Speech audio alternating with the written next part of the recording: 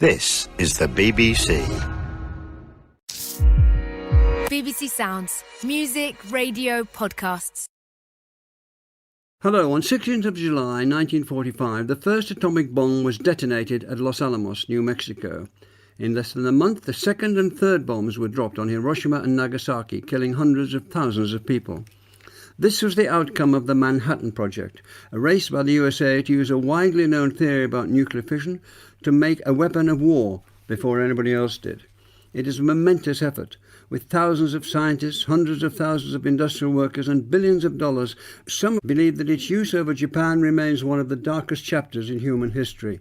With me to discuss the Manhattan Project are Bruce Cameron Reid, the Charles A. Dana Professor of Physics Emeritus at Alma College, Michigan, Cynthia Kelly, founder and president of the Atomic Heritage Foundation, and Frank Close, Emeritus Professor of Theoretical Physics at the University of Oxford and Fellow of Exeter College, Oxford. Frank Close. Frank, what was known about nuclear fission in the late 1930s? Well, in 1938, the discovery was made that if you use uranium, the atoms of uranium are the heaviest that occur naturally in the periodic table. They're very fragile. And the discovery was that if you just almost touched them with a single neutron, that's a nuclear particle, the uranium was like a drop of water. It would just break apart, split in two. And this action of splitting the uranium has become known as fission. And the process of splitting did two things. One, it liberated a huge amount of energy, huge on the atomic scale, about a billion times larger than one would get in a conventional chemical reaction. But in addition to splitting in two, it liberated a couple of neutrons. So you'd put one neutron in, you'd created some energy and made two more neutrons. So those neutrons are now freed up to hit two more uranium nuclei in your sample and continue the process, making what's become known as a chain reaction with an exponential increase in the energy production. And that was in 1938. Where was that done, Frank? That was done in Germany by three scientists in Germany. It was in the open literature. Everybody knew about it. The idea that you could make an explosion, nobody took that seriously at all. But the reason being, to draw an analogy with nowadays, if you think of uranium that you dig out of the ground as being like a group of people and a neutron coming along being like a COVID virus, then there are two types of uranium at work. There's uranium-238, which by analogy is the vaccinated people, and 235 have not been vaccinated. So if you hit the U-235, something happens, but for the 238, nothing happens. So if a neutron hits a U-235, in the modern language, it's got an R value of about 2, and the thing would indeed increase explosively, but for the fact that U-235 is very rare. It's about 1 in every 140. Most of the uranium that you go on and hit are of the blanketing type, which stop the reaction. So at best, people thought that if you had maybe a ton of uranium, after the war, perhaps you might be able to make a heat engine, what we now call a nuclear reactor. But that was about the limit of the ambition. Who first saw the potential of nuclear fission for making a weapon? The first people who appear to have asked the question, but suppose that somehow we were given a lump of uranium-235, the stuff that can, in principle, fission and produce energy exponentially. How much would we need to make an explosion? And this question was asked by two Jewish emigres from Nazi Germany working at the University of Birmingham in England. That was Rudolf Piles and Otto Frisch. And what really frightened them was the discovery that if you had a grapefruit size of uranium-235, you could make an explosion that would be equivalent in strength to 1,000 tons of conventional explosive. In addition to that, there would be radiation produced. And they wrote a memorandum. It said that this super bomb, as they called it, would be irresistible because there is no material structure that could resist the force of the explosion, let alone the radiation. Now, what happened at that moment was that having had the idea and the shock of the discovery, you immediately then think, maybe scientists in Germany have already had the same idea and come to the same conclusions. Could Hitler already be building such a weapon? And in their memorandum, which they wrote and reached the British government, they said it's conceivable that Germany is in fact developing this weapon, and the only defence against it is to have one yourself. So there in 1940, the beginnings of what we call MAD, mutually assured, whether it's mutually assured destruction or mutually assured defence or deterrence, but they had that insight way back then. And they had this insight in 1940, at the same time the Battle of Britain was raging, the possibility that we had discovered a means of making a bomb that, if we got there first, could determine the outcome of a war which we looked to be about to lose, had a huge amount of impact. And so this project was declared top secret, and the beginnings of the project to try to develop such a weapon was given the code name Tube Alloys, just a name to cover it from anybody. Thank you. In America, it was taken up. Albert Einstein himself was among those who encouraged the Americans to develop a weapon. How influential was that support and other support, and when did that get going? Cameron? The letter signed by Einstein that went to President Roosevelt was written in the summer of 1939. And as Frank indicated, it alluded to the possibility of explosives, but it was still very speculative. But the important thing there was that Roosevelt was briefed on that letter in October, and he directed that a research project be initiated by the then Bureau of Standards. And that project became folded into an organization known as the Office of Scientific Research and Development that was coordinating scientific work that might have military application. And that began in 1940 with research on what would be necessary to both build reactors and isolate the uranium-235 that could be used in a bomb. And so the possibility was taken very seriously, and funding began to ramp up in 1940. Was the American president, was he in favour of it? Did he take notice of Einstein's letter? Oh, yes. He was briefed on it. As this organization began work on this project, he received regular reports through 1941 in particular, aided by reports as well from Britain that had been stimulated by the Frisch-Peierls Memorandum.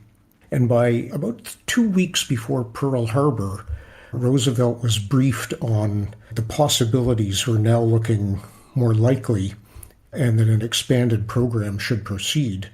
And so there's a kind of a popular misconception that not much happened before Pearl Harbor, but things were quite active in both Britain and America. How quickly, can you tell us, and in America, did they proceed towards the great engineering necessary for this? The Brits had brought a lot of theoretical knowledge to the table. They were a bit ahead of the time. But the Americans took on the burden of engineering and building the process plant. Let me put it that way. That began to advance pretty quickly, of course, just after Pearl Harbor, when it was proposed that since there would have to be a huge amount of construction involved, only some large secretive organization could undertake this. And so in the summer of 1942, the project was transferred to the Army Corps of Engineers, which of course had an enormous budget and could keep this largely secret. So planning for the construction began in 1942 and was seriously getting underway by early 1943. It went at a terrific pace, didn't it? It was incredible. I think, any modern project manager would just marvel at what was accomplished in such a short time. And of course, they were under existential threat and had a huge amount of money at their disposal. But it was still a remarkable undertaking in such a short time against all of the other demands of the war. Cindy Kelly, what do we need to know about General Groves and the difference he made, picking up what Cameron's been saying about the speed of this massive enterprise, employing over 100,000 people, different scientists, different trades and all sorts of things? What do we need to know about General Groves? Well, as Cameron was saying, the Army Corps of Engineers got the assignment to take charge of this top secret effort in the summer of 1942. the first person in charge was far too cautious, and the leadership lost patience and looked for someone more dynamic. Well, they found that person in General Leslie R. Groves. He was a dynamo, and many say he was indispensable to the success of the Manhattan Project. He was a West Point graduate. He joined the Army Corps of Engineers right as World War I was ending in 1918, and kind of had various assignments, none of them in war. But in 1940, he had a chance to prove himself. He was a leader in the Army's huge mobilization efforts before the U.S. entered World War II. He directed 1 million men and spent $8 billion constructing camps, air bases, munition plants, hospitals, and even the Pentagon. In the process, he came to know the leading industrial and construction firms, such as Union Carbide, Tennessee Eastman, DuPont, Chrysler, Monsanto, and others who would play a crucial role in the Manhattan Project. He was driven, hard-working, decisive. Most importantly, he was an astute judge of people. J. Robert Oppenheimer, a brilliant physicist at UC Berkeley, was an unlikely choice to direct the scientific research. But Groves ignored the critics. The relationship was a delicate balancing act, but Groves and Oppenheimer made it work and produced the world's first atomic bomb in 27 months. My goodness. So where were the main sites? They had to find a site for this. Can you tell the listeners where the main site was found? Can we go through that and settle it? Where was it? Where did they decide to build all this stuff? Masses of stuff. Okay. Well, I just want to refer to Danish physicist Niels Bohr's comment, who said, before any of this got started, that building an atomic bomb could never be done without turning the United States into one huge factory. And the Manhattan Project did that. It transformed the United States with hundreds of manufacturers, large and small, in nearly every state. But there were 3 main top secret sites that were run by the military for the Manhattan Project, where much of the key work was done. The first was a scientific research laboratory in Los Alamos, New Mexico. Here, scientists took over a boys' ranch school. Second was Oak Ridge, Tennessee. This site was dedicated to producing enriched uranium. As Frank explained, you need the U-235 to make an explosion. So they had to try to separate enough of this from the ore in which it occurs naturally. This was the fuel for the bomb used on Hiroshima. The third location was Hanford in eastern Washington state, in the northwest corner of the country. This is where the reactors and other huge facilities were used to produce plutonium. So the huge production facilities at these sites were built and operated by leading U.S. corporations. The Army Corps of Engineers had to reach out to Union Carbide, Tennessee Eastman. For Oak Ridge, the DuPont company ran the facilities at Hanford. Dozens of other companies built critical parts. Many universities were engaged. I mentioned the University of California, Berkeley, where Oppenheimer was. University of Chicago had 5,000 people working on reactor design, including Enrico Fermi.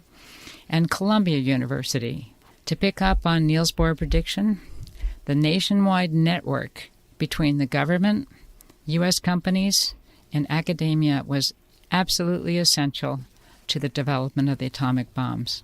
We're told about 130,000 people, one way or another, were employed. Frank Close, how much of a driving force was the fear that Germany would get there first? Well, that was certainly the thing that had frightened Piles and Frisch when they first discovered the possibility of making a bomb. And having discovered the idea, it seemed so obvious that they naturally feared that the Germans were already doing it. I mean, we now know that they weren't, but at that time, that was the driving force. And I think that Groves's mantra was that the project, the mission statement was to get a bomb and be able to deliver it before the enemy can. as short a mission statement as there's ever been, I should imagine. Anyway, yes, and probably one of the most effective. Let's talk about, Frank, let's talk about the difficulty of getting up enriched uranium. How did they go about it when they've got to get a lot now? They set up this industry. Well, the name of the game was to be able to separate the 235. 235 relative to 238 is a measure of their different masses. And so you had to try to separate these slightly different masses. Today, it's done by using centrifuges, but back in the 1940s, the technology for centrifuges wasn't really that good. And the way that was chosen was the one that Piles started working on in Britain in 1940 with infamous assistant Klaus Fuchs, of whom more later perhaps, was to use diffusion. Uranium in a gas, I think it's uranium hexafluoride gas. The idea was you have the gas in a cylinder, you have a piston at one end and a membrane at the other, and you push on the piston to force the gas through the membrane. And the 235 versions of uranium, being slightly lighter, get through the membrane slightly faster. So on the far side of the membrane, you've got relatively more 235 than 238. So you've now got a new sample which is enriched in 235, to use the jargon. You take that sample, put it in its own piston, repeat the process, and you get an even more enriched. So the sort of questions that they were asking initially in Birmingham and later in the States was, how many sequences of enrichment do you have to do? How long does it take? What's the optimum temperature, pressure? How big a facility in practice do you need? And by the time the Brits moved all across North America and the project was set up as the Manhattan Project in America, the initial program that Piles and Fuchs and other Brits were working on in New York was the actual design of the Oak Ridge lab that we've just heard about, where the enrichment took place. And the size of that lab was vast. It was a huge industrial enterprise, as we've already seen. I don't think at the start anybody anticipated. If they'd known at the start what it would have involved, whether it would ever happen is an open question, I think. One thing that I think that we as Americans forget is that this really was an Anglo effort, not just an American effort, an Anglo-American effort.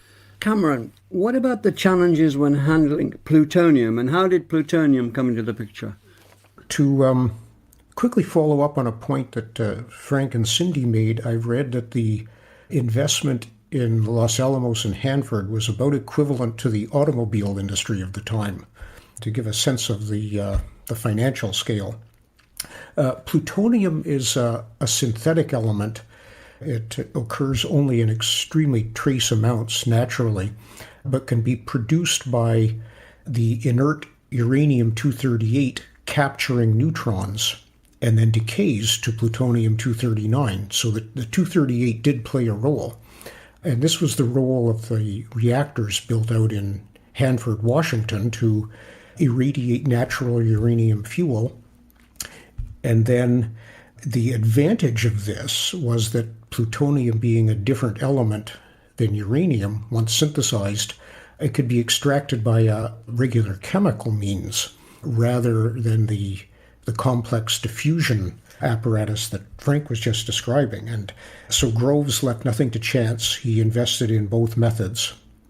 And this was quite remarkable in that, in 1942, there was no discipline of nuclear engineering.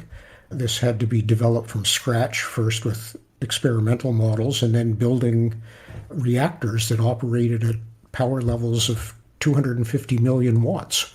And this was all built in about 18 months. So the advantage of plutonium is, once synthesized, can be chemically separated, but it proved to be very nasty to work with. It's intrinsically very radioactive.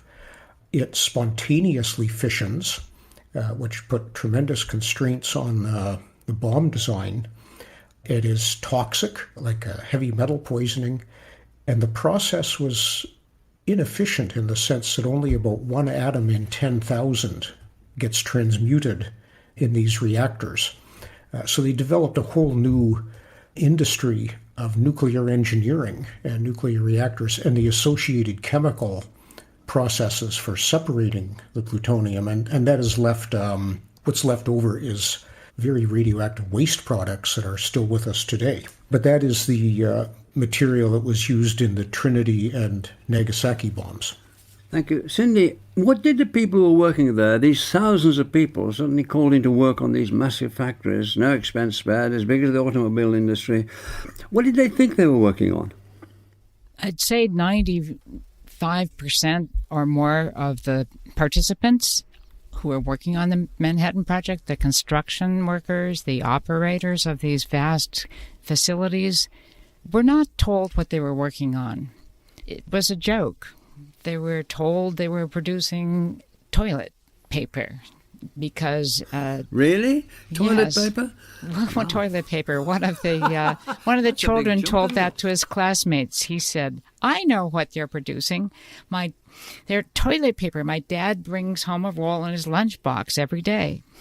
There were a lot of jokes about what was going on, but this younger Manhattan Project scientists who were recruited by the Army and found themselves in Los Alamos as part of a special engineer detachment that Groves created in 1944 to supplement the senior scientists at Los Alamos.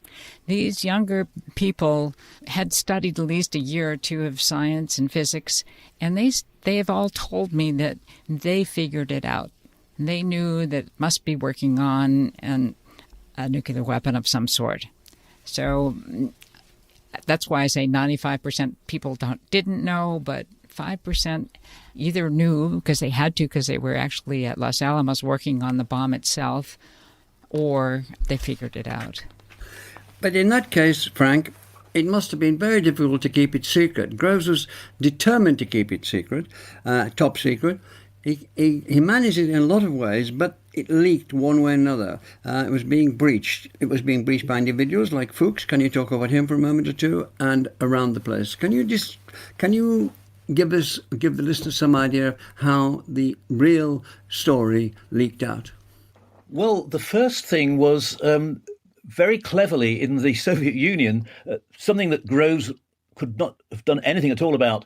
A physicist called George Flerov was in the army, and he was on 2 weeks' leave from the front, and he visited the local university to see what had happened in nuclear fission in the previous 2 years. And he looked in the library and discovered two things. First of all, there was not a single paper in the literature that had been published on nuclear fission in 2 years, which was a big shock.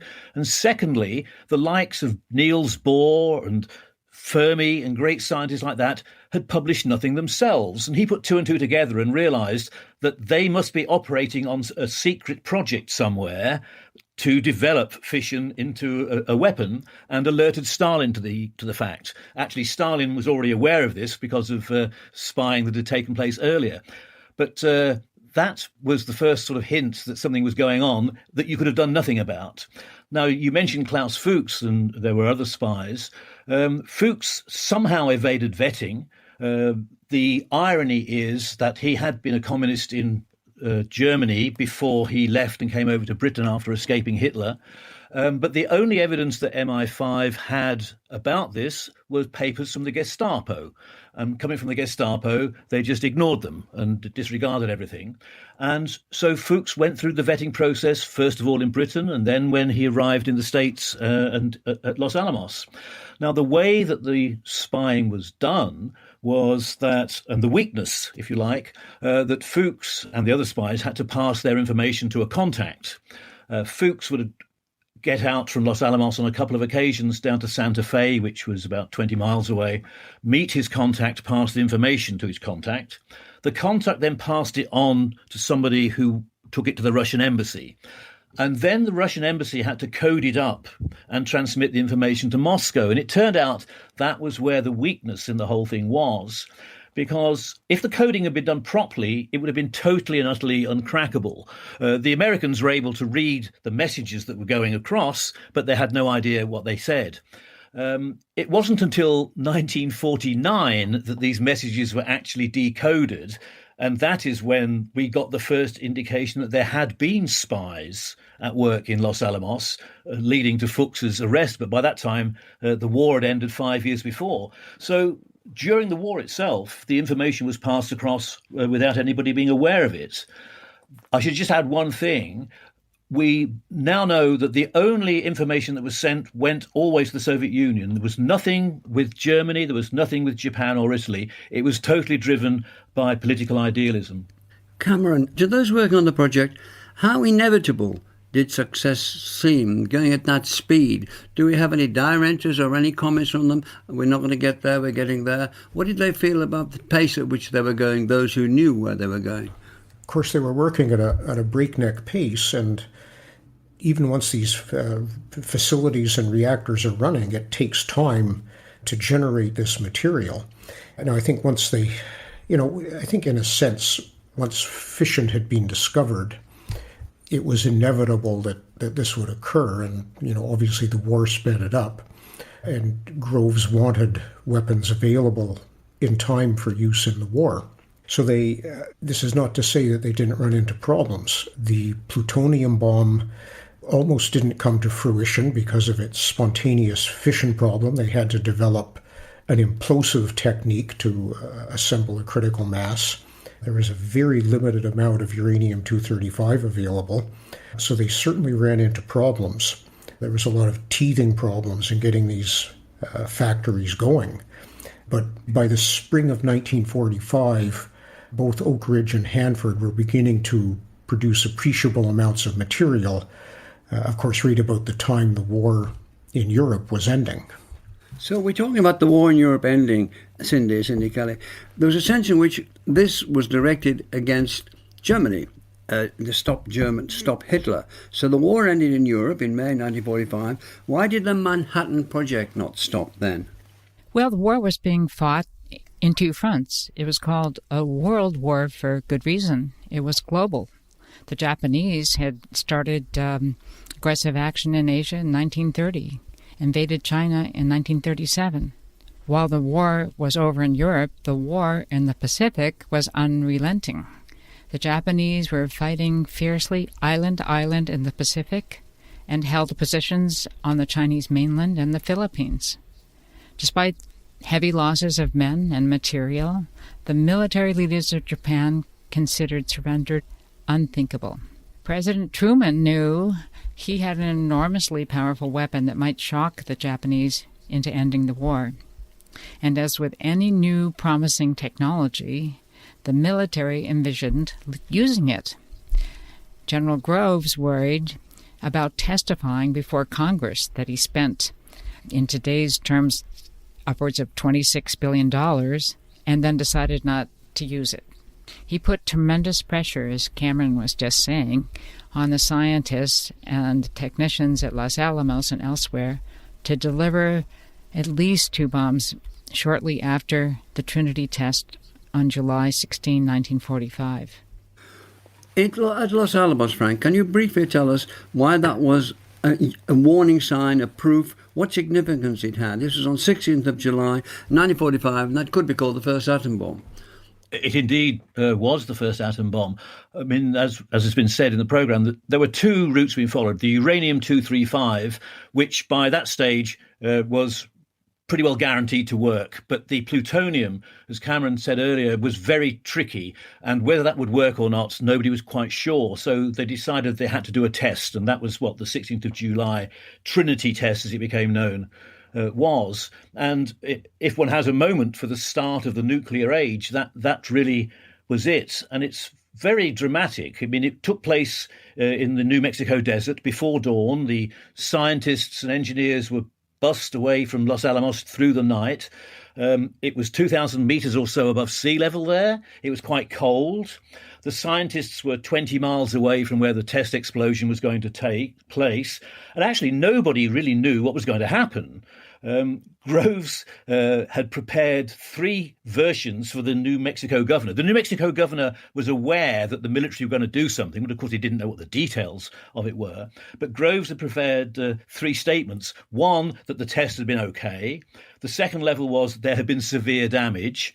And the third one was obituaries of all present, including himself. So that gives you the range of possibilities that they were anticipating. The actual test itself took place at about 5:30 in the morning before dawn.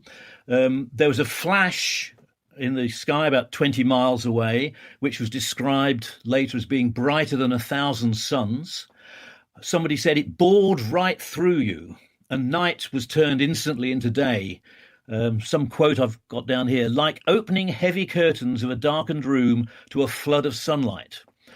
And the heat, that's the thing we don't tend to think about. In addition to the flashes of light, there was heat, and the heat was scorching. It was like an open hot oven with the sun coming out like sunrise.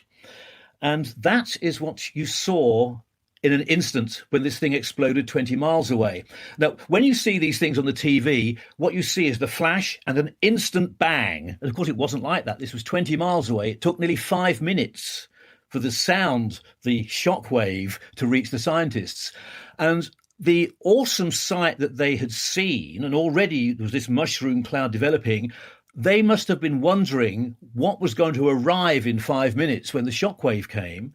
And what arrived, it was like thunder echoing from the mountains all around, which has continued and continued. And the mushroom cloud continued rising 20,000 feet into the air, changing colour gradually as it did.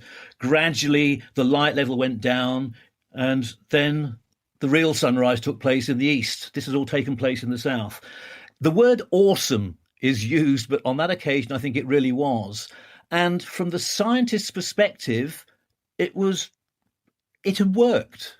And I think that is the thing. At that moment, they didn't realize the implications, perhaps, but it had worked. They had controlled and liberated the energy of the atomic nucleus.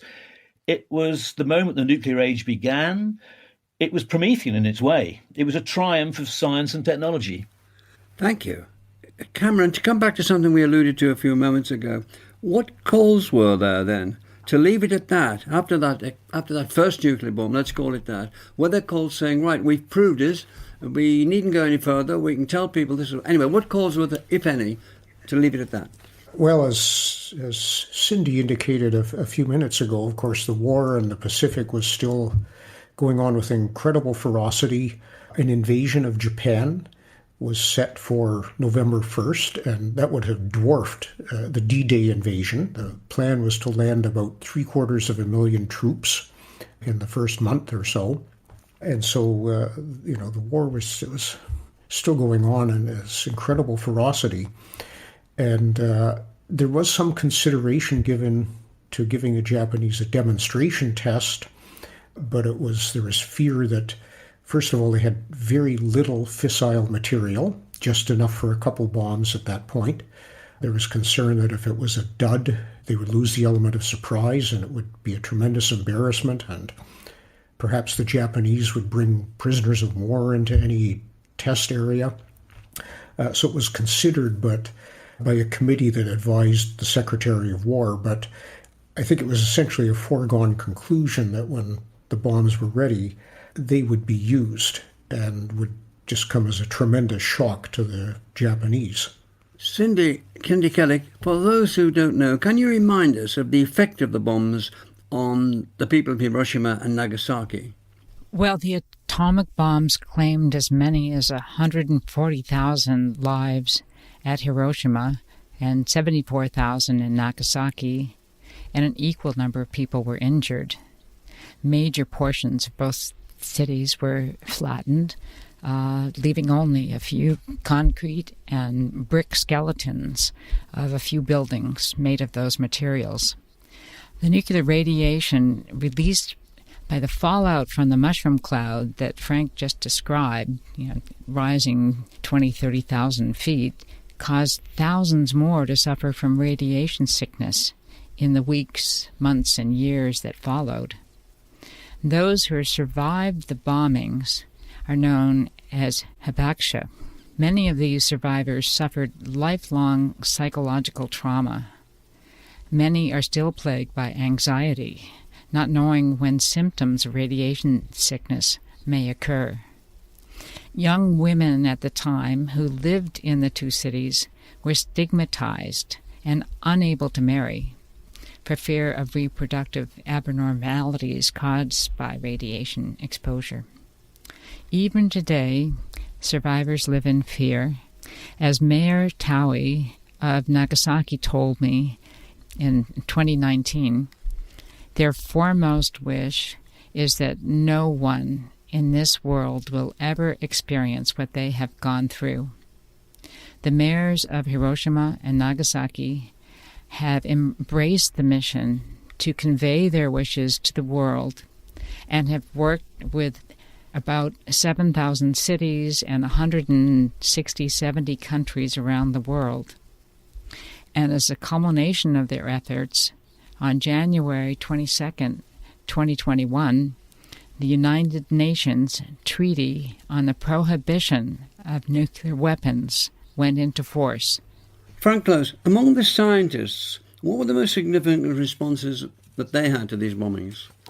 Well, I'll just say one thing about the scientists. We know these great names today. We view them as like 60, 70-year-olds, senior citizens. The average age of the scientists building the bomb was about 28. They were like graduate students and new postdocs.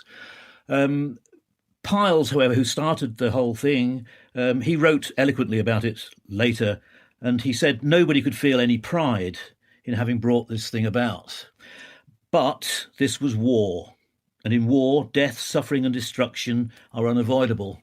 And I think that was the reality of it, I think, as Cameron alluded. There were millions potentially going to be killed if the war continued.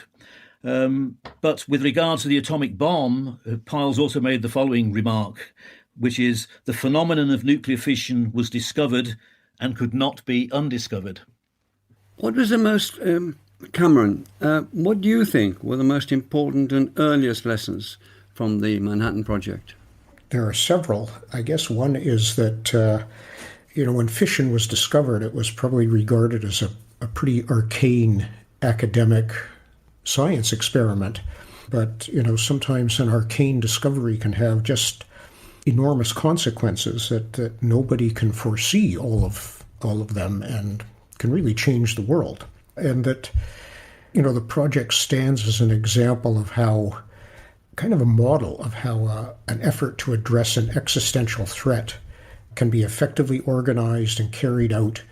You need the right advice getting to the right people, which was one of the problems that was encountered in Germany.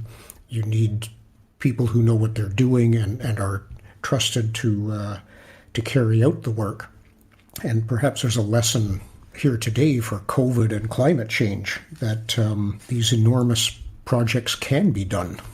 Yes, there's a lot of strange, what-ifs in this story. That the original calculation of Frisch and Piles that started it all was based upon rather limited knowledge. And we now know that actually they were 10 times more optimistic, if that's the right phrase, than the reality. So if the sums had been correct at the very start and one had realized that to make a uranium bomb would have required 10 times as much as they thought, whether the project would have started at all. Well, of course, we can never know the answers to that, but there's so many things that had to be just in the right place at the right time, or the wrong place at the wrong time, whichever the metaphor in this case is, for it all to have turned out as it did. Cindy, to come to you towards the end of the programme now, this set off chain reactions, which was part of the nuclear fission, but there's a chain reaction in countries which got the bomb.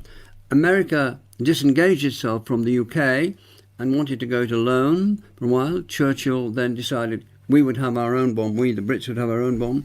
Russia, through one way or another, got the means to make their own bomb, and so it went on around the world. It's sometimes said that it's the politicians who were to blame, as it were, for all this, not the scientists. What do you make of that? Is that a distinction? I think that's a very apropos distinction, especially when first you look at who influenced the decision to drop the bomb. There were few opportunities for the scientists to influence that decision. Some of them signed a petition to urge Truman to think about what it would be like to have the United States the first nation to drop a bomb, an atomic bomb.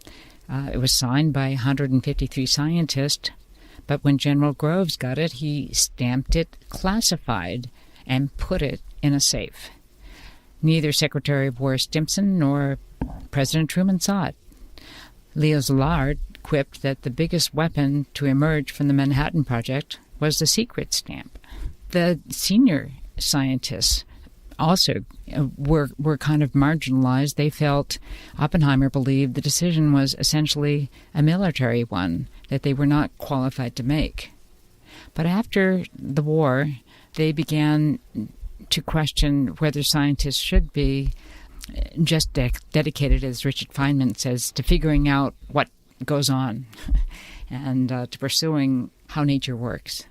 That they should try to think through the consequences of their discoveries and have some kind of more active role. Of the hundreds of veterans that I've interviewed, hearkening back to Frank's comments, they feel strongly that dropping the bomb was the right thing to do. Others think, no, a well-meaning president made the worst decision. But I think it's a very difficult question. As leading historian of the Manhattan Project, Richard Rhodes predicts, the issue of whether the atomic bombs should have been dropped on Japan and what the right role was for scientists will continue to be debated for decades to come. Ironically, there was one thing that the scientists did contribute to via the spies. The fact that the Russians got their atomic bomb about 18 months earlier due to the spies than they would have done meant that in 1950, when the Korean War was starting and some American hawks wanted to drop an atomic bomb over there, they were stopped from doing so because by then we knew the Russians had one themselves. So in a strange sense, Klaus Fuchs and the other spies may have contributed to us being here having this discussion. Well, it was a terrific discussion. Thank you very much indeed. Thanks to Cindy Kelly, Frank Close and Cameron Reid, and to our studio engineer, Emma Harth. Next week, it's the great Republican experiment in 16th century Europe, the Commonwealth of Poland and Lithuania. Thanks for listening. And the In Our Time podcast gets some extra time now with a few minutes of bonus material from Melvin and his guests. Cindy, why don't we start with you?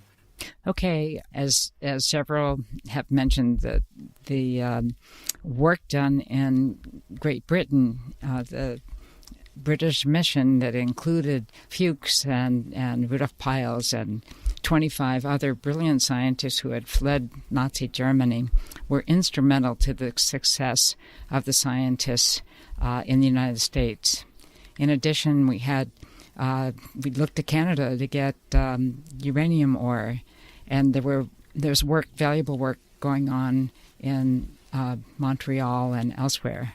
So it really was not just an American do-it-alone, but it was clearly one of the success stories of the war, Allied effort. I'll just add into that. I mean, one of the great ironies is the number of Jewish emigres that Hitler had driven out that then were involved in making this bomb. It wasn't actually used against Germany, of course, but that was one of the great ironies, that Hitler got rid of the very people who might have been able to do it for him. Exactly.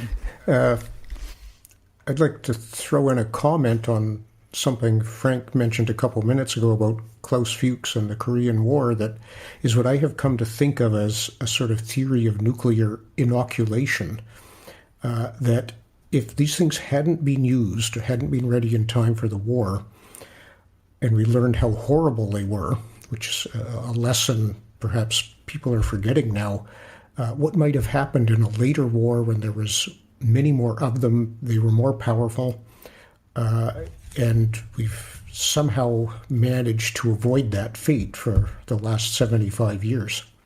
One of the things I just wanted to add about the reactions to the Trinity test itself, this was a shock that I discovered when I was researching my Trinity book about Trinity and Fuchs and the like. Freedom of information in the States, we managed to get hold of official copies of lectures that Enrico Fermi gave immediately following the Trinity test and through that autumn. And the shock that I had was that within 3 days of the Trinity test, even before the bombs had actually been dropped over Japan, Fermi had the insight and gave a lecture that the heat generated by an atomic explosion was hot enough to be the spark to ignite what we now call a hydrogen bomb. And he started giving lectures about the possibilities of making a hydrogen bomb by using the atomic bomb as the spark. And I found that quite disturbing in a way, because that says to me that Fermi was so taken over by the wonder, if that's the right word. I'm looking for a word, but the awe of what had just taken place, the triumph over the atomic nucleus that the scientists had experienced, that the exciting possibilities it opened up, without giving a thought to what the end consequence of all this was going to be. Oppenheimer called it technically sweet. Yes. These sound horrible now when we look back at this distance. It's easy to be wise after the event. I mean, I suppose I'm glad that I was not 60 years younger, if you like, well, 50 years younger, to have been involved in that, because you feel you would be tainted by it in a way ever after, even though what you did at the time was absolutely necessary. Cameron and Cindy, what do you think, how do you view the development of the possession of atomic and hydrogen bombs since 1945? Cindy, do you want to go ahead? What do I think of the possession?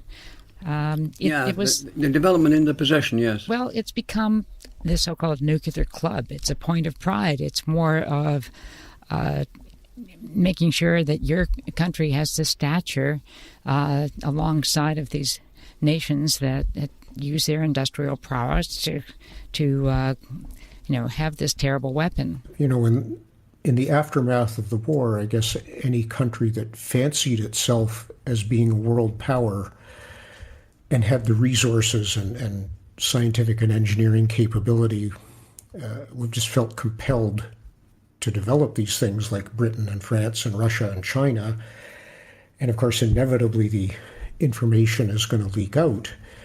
One thing as a Brit on this program, to me, the irony and sadness is that the way we started this program was the discovery of fission, and that people saw it potentially as something post-war, as a way of making a heat engine, what we call a nuclear reactor. And indeed, immediately following the war, Britain took over research in making nuclear reactors and led the world. And as a child, I remember nuclear power was going to be the thing of the future. And sadly, wherever it's being used, Britain is no longer in the lead by a long way. And that's another irony of all this thing. There are some good things that have come out of this, along with the bad. I think another irony is that there's so much political pressure in America to develop the hydrogen bomb. And yet it is so powerful that there's really no credible military mission for it. Thank you very much indeed. In Our Time with Melvyn Bragg is produced by Simon Tillotson.